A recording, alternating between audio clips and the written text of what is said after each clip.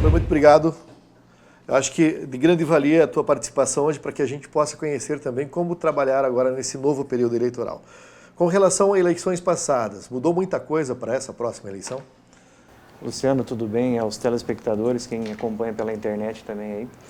Então, uma das principais mudanças é a questão do Covid, né? Esse ano a gente tem uma limitação, a lei municipal ela traz uma limitação em espaços para a realização de reuniões e comícios e tal, né? Uhum. E também outra mudança significativa foi a questão da internet. Nas outras eleições, até 2018, nós tivemos uma eleição mais significante na internet, uma campanha mais nas redes sociais, né?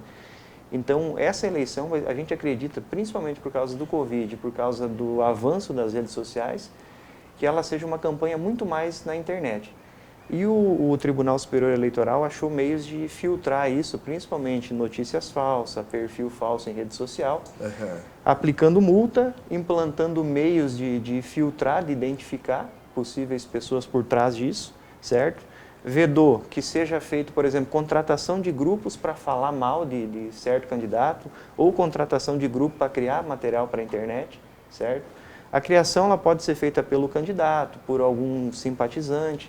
Por exemplo, eu como simpatizante de um candidato, eu posso fazer impulsionamento na internet com dinheiro do meu bolso, sem incluir no limite de gasto do candidato até o limite de 1.000 FIR.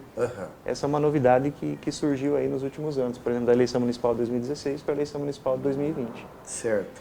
Certo?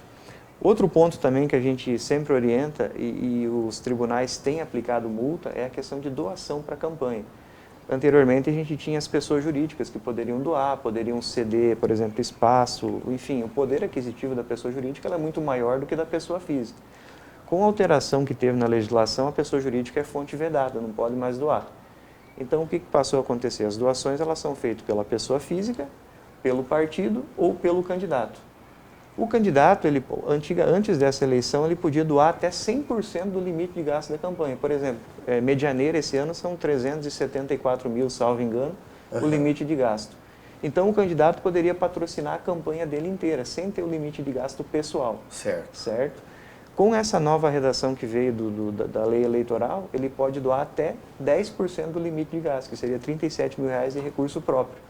O restante pode vir do partido, agora nós vamos ter o fundo de financiamento de campanha também, que pelo que eu dei uma analisada vai ser permitido o orçamento de gasto para a eleição municipal 2 bilhões de reais, 2 bilhões com B, de reais que vão ser gastos nas campanhas municipais. E a terceira fonte de doação é a pessoa física. Então, o que aconteceu por desinformação, Luciano? As pessoas físicas doavam acima do limite legal. O limite legal é 10% da declaração do imposto de renda do ano anterior. Por exemplo, a gente fez a declaração em 2020 referente ao ano de 2019. A renda bruta da pessoa no ano anterior é o limite de gasto dela. Vamos supor que seja R$40 mil, ela pode doar R$4 mil nessa eleição. Isso em doação em espécie, tá? Mas ela pode doar fora desse limite, por exemplo, doação de um veículo, a cessão de um veículo, a cessão de espaço público, a cessão de trabalho, que não se enquadra nesse limite, mas está limitada a R$40 mil. E a pessoa que não declara imposto de renda, ela pode doar até o limite legal da isenção, que, salvo engano, são R$28 mil anual. Então, essas coisas são informações importantes à população, principalmente porque, se você doar acima do limite de gasto, você fica inelegível por 8 anos e você pode ser multado em até 100% do excesso. Prestar muita atenção, então, né, nessa situação. O que tem dado problema nas eleições passadas para que, de repente, os partidos não errem agora, os candidatos não errem agora nessa próxima, doutor? Antigamente a eleição ela era 90 dias de campanha, então ela começava lá em julho, agosto e ela ia até outubro, certo? Com a alteração da lei eleitoral em 2017, ela passou a ser 45 dias e implantou-se na legislação um período de pré-campanha. No período de pré-campanha você pode tudo menos pedir o voto, menos o pedido explícito de voto. Certo. Então o que acontece? Sou pré-candidato, fui escolhido na convenção. Até o registro da candidatura e o dia 27, que é o marco inicial da propaganda, eu não posso fazer propaganda na internet usando o meu número com a minha frase, certo? Mas eu posso anunciar a minha pretensão de candidatura, a minha escolha em convenção partidária, só não vou poder usar o número. Então o que a gente vem acompanhando e vê que os candidatos cometem de erro? Por exemplo, colocar lá partido tal, número tal.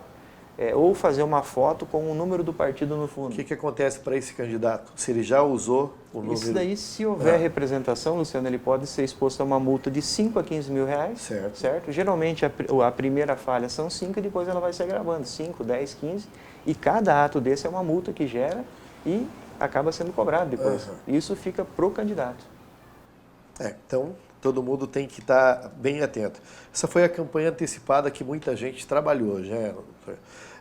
Que mais que a gente pode dar, de repente, de boa dica para os próximos candidatos? Principalmente aqueles que são candidatos pela primeira vez. Uma dica que eu daria para os candidatos é se assessorar bem, parte jurídica, parte contábil, porque hoje em dia, na legislação eleitoral, tudo dá multa, tudo dá inelegibilidade, tudo caça o registro. Então, assim, Luciano, a campanha política ela é uma sequência de fatos. Você não pode cometer falhas. Por exemplo, se você cometer um erro na convenção, a ata de convenção é o documento exigido por registro de candidatura. Se você esqueceu de se desincompatibilizar, você é funcionário público, ou enfim, você tem alguma causa de incompatibilidade, e você esqueceu de desincompatibilizar no prazo, você não pode concorrer, você não pode escrever o seu registro de candidatura. Passou a eleição, fui eleito, não prestei contas, ou cometi erros na prestação de conta, as minhas contas foram desaprovadas. Você não consegue tomar posse, você não consegue ser o prefeito, você não consegue ser o vereador. Então, o assessoramento ele é muito importante porque a legislação eleitoral ela filtrou muito. Antigamente, a gente tinha o registro de candidatura, que era uma pastinha, você colocava os documentos e protocolava fisicamente no cartório eleitoral. Essa conferência era feita por pessoas, lá ver os documentos, prestação de contas. Os últimos anos são feitos por sistemas. E o sistema já possui filtro para filtrar a falta de documentação, para filtrar, por exemplo, erros de prestação de conta, inconsistência de números. Tudo isso acaba afetando.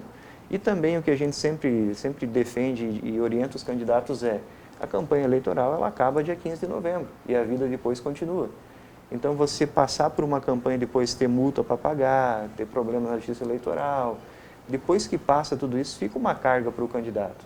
Então, a gente orienta que se assessore bem, que faça uma campanha sempre limpa, evitando, como é que eu vou te falar, propaganda irregular, propaganda ofensiva, erro de propaganda, tudo isso gera multa. E são multas pequenas, mas se somadas são multa de 5, multa de 15, multa de 30. Tem penalidade criminal, inclusive para você fazer, por exemplo, uma divulgação lá na tua propaganda que o fulano de tal cometeu tal crime.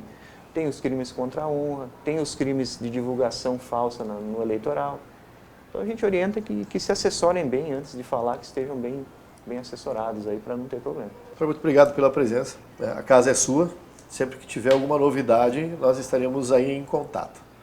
Luciano, agradeço e me coloco à disposição sempre que precisar da gente aí. A gente gosta de um pouco de direito eleitoral e também de informar a população, porque o simples eleitor, talvez ele cometa um erro lá, por exemplo, numa doação, ou ele fale alguma coisa na internet e possa vir ser responsabilizado, sendo que é uma coisa que não dá lucro nenhum para ele. Então a gente está aí à disposição.